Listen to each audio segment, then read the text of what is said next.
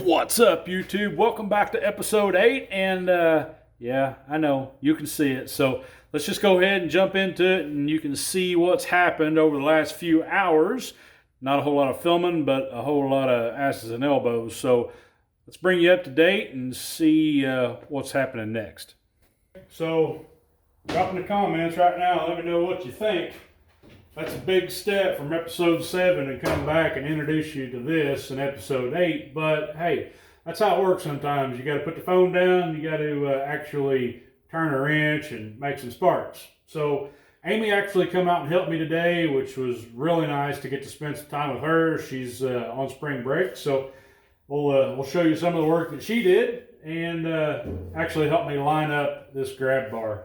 3/4 inch aluminum pipe, 125 wall, and actually in love with it. A Mercury control box does not have near the throw as a Yamaha control box, so that allowed me to mount that control box on the side here and keep this symmetrical on both sides.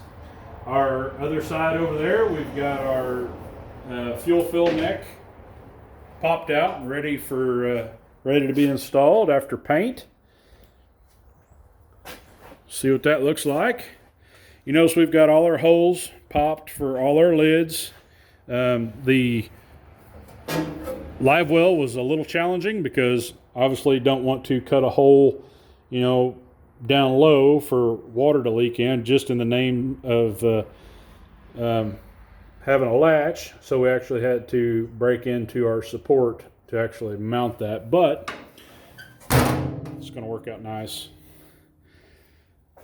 There's our oblong weird hole for our vent, actually our fill neck with a vent filled into it, but there's our side profile. Loving how that console turned out, man. Really am. And then doing something a little different. We've actually got 4 switch panels. Okay, we got 2 of them, so we'll have 8 switches total.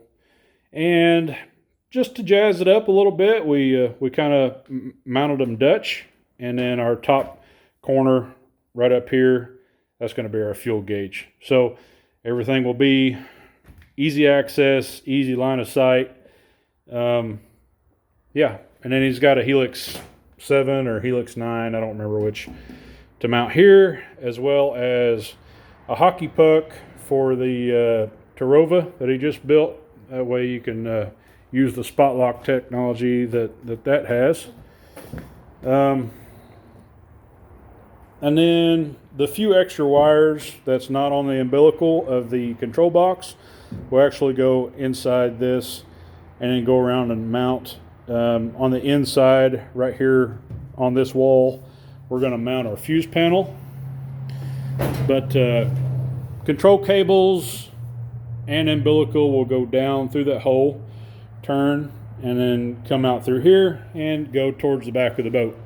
For those of you who haven't been following the build, I'll just go ahead and give you a little look around what's going on in these areas. Battery tray. Actually got some wires laid there. Over here on the side is where Amy actually come out and helped today. I told her there was lots of holes on this wall where the console used to be. Made her a little plate, and she did a good job. She filled in all the holes with rivets. Clean that up a little bit after we get a coat of paint on there. That'll look nice. So the fab work is done, boys. All we got to do now is do a little bit of cleanup.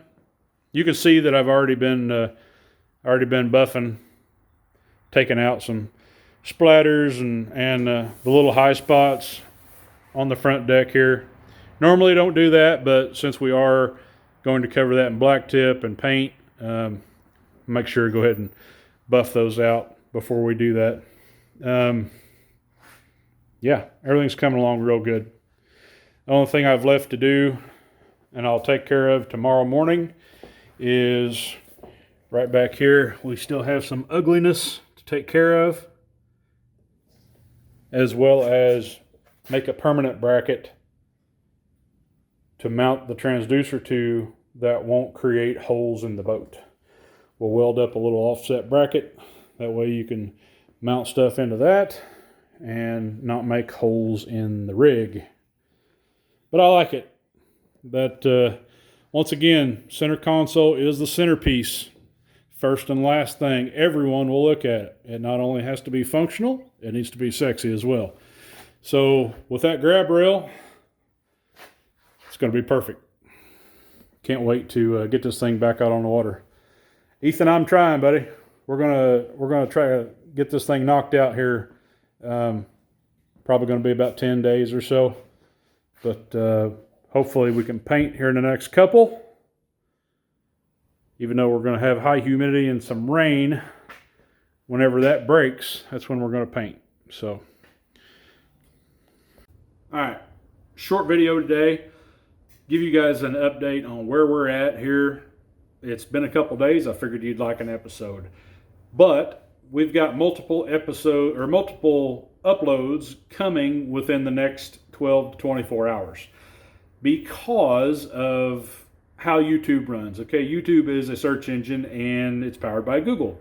So if you need to know how to mount boat latches, well, I'm going to upload a video to that. And I didn't want that content to get lost in, say, episode 8. All right, so we will have some other small episodes coming up in between, here in episode 9. Just wanted to fair warn you on that. Still part of the build, but not necessarily something that everybody wants to see. So I appreciate everybody following along, and as you know, we had a contest going on through the last weekend. If you went out and was with your friends and you snapped a picture of you out on the boat with your personal flotation devices, then I wanted you to tag me on Instagram. Well, since absolutely no one did that, not a single person, we will not have to worry about giving anything away. That's how that works. So, appreciate you guys watching. Go ahead and drop in the comments and let me know what you think about how we're coming along so far. And I'll see y'all in just a couple days. Be safe, shoot straight, shoot often. Don't forget to wear the PFDs, and catch y'all later. Hit that sub right there. We'll see you.